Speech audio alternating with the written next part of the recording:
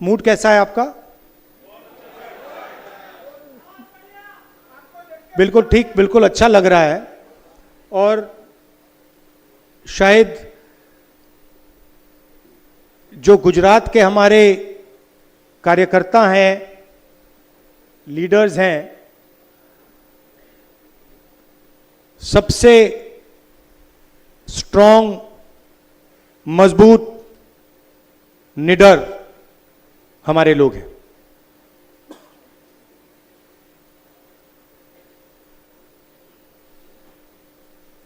देश में क्या हो रहा है आपको मालूम है। बेरोजगारी 2-3 अरबपतियों को देश का पूरा धन दिया जा रहा है। यहीं के हैं, आपने ही भेजे हैं अदानी और अंबानी। उनके लिए सब कुछ अवेलेबल है, जो भी उनको चाहिए। एयरपोर्ट, मुंबई का एयरपोर्ट किसी और के हाथ में है, अदानी जी को चाहिए, सीबीआई केस लगता है, झटक से चमकता हुआ बोर्ड अदानी एंटरप्राइजेज लग जाता है वहां पे। पोर्ट्स, शुरुआत यहीं से हुई थी। एयरपोर्ट, सीमेंट, इंफ्रास्ट्रक्चर, सारा का सारा डिफेंस, सारा का सारा इनके हाथ में जा रहा है। और जनता गुजरात में और पूरे देश में बस देखती जा रही है।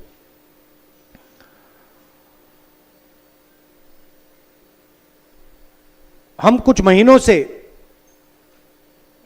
इंटरनली खारगे जी और हमारी जो दिल्ली में सीनियर लीडरशिप है, हमारा डिस्कशन हो रहा है कि कांग्रेस पार्टी को हम मजबूत कैसे करें। क्योंकि सच में ये जो लड़ाई चल रही है, ये राजनीतिक लड़ाई तो है, मगर ये विचारधारा की लड़ाई भी है। और विचारधारा की सिर्फ 2 पार्टियां हिंदुस्तान में, एक बीजेपी और आरएसएस और दूसरी कांग्रेस पार्टी। तो लड़ाई इन दोनों के बीच में है।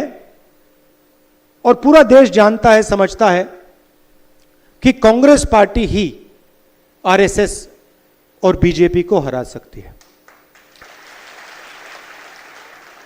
और इसमें मैं एक और चीज जोड़ना चाहता हूं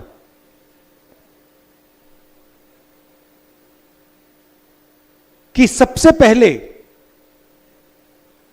अगर हमने आरएसएस और बीजेपी को देश में हराना है, तो रास्ता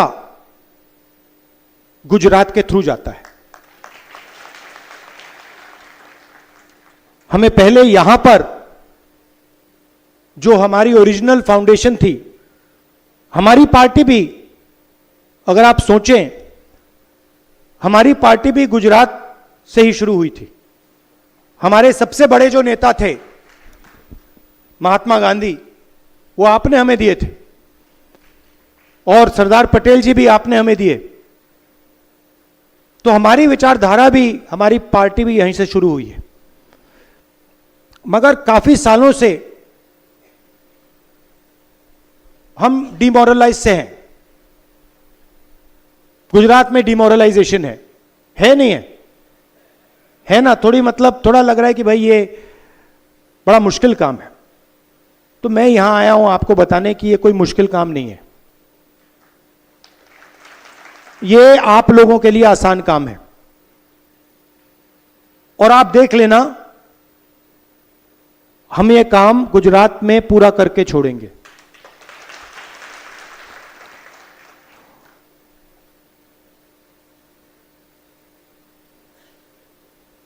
तो हमने निर्णय लिया है कि कांग्रेस पार्टी में हमें थोड़ा बदलाव लाना पड़ेगा।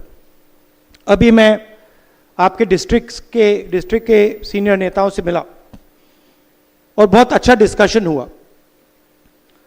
और उन्होंने दो तीन चीजें मुझे कहीं जो शायद हर डिस्ट्रिक्ट के नेता कहेंगे।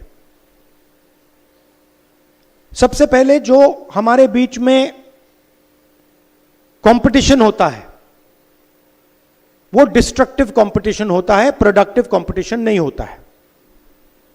दूसरी बात, लोकल लोगों को, लोकल डिस्ट्रिक्ट्स के नेताओं को टिकट डिसीजन में शामिल नहीं किया जाता है। टिकट, उन्होंने हमें बताया भैया टिकट हमें पता नहीं कहां से आया, पता नहीं कहां से, मतलब आसमान से टपक के आ जाते हैं, राइट। दूसरी बात जो मैंने पिछली बार कही कि आप लोगों को काफी अच्छा लगा, मैंने कहा कि देखिए दो तरीके के घोड़े होते हैं, एक रेस का होता है और दूसरा बारात का घोड़ा होता है। अच्छा, उसमें तीसरा भी होता है, उसको जोड़ देता हूं, एक लंगड़ा घोड़ा भी होता है।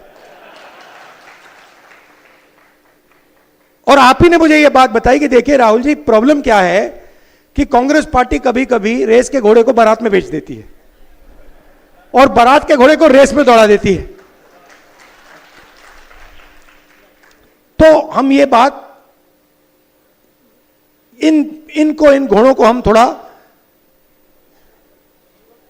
अलग अलग करना चाहते हैं कि भैया ये रेस का घोड़ा है, ये बारात का घोड़ा है और ये लंगड़ा घोड़ा है, और रेस के घोड़े को हम दौड़ाएंगे, बारात के घोड़े को हम नचाएंगे, राइट। तो हमारे डिस्कशन में से मेन बात क्या निकली कि डिस्ट्रिक्ट को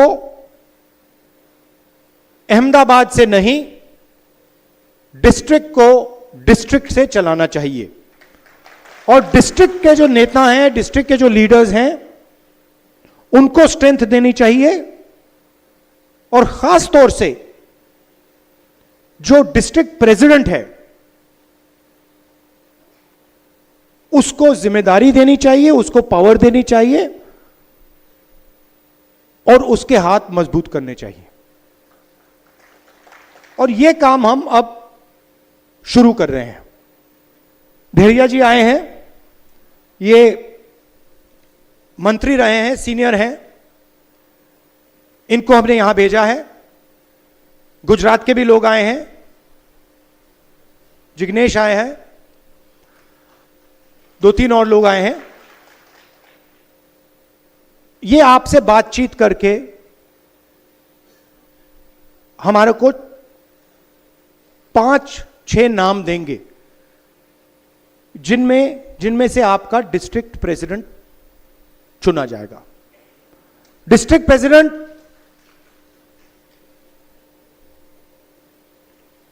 कॉम्प्रोमाइज कैंडिडेट नहीं होगा। डिस्ट्रिक्ट प्रेसिडेंट इस डिस्ट्रिक्ट को चलाएगा, अकेले नहीं चलाएगा,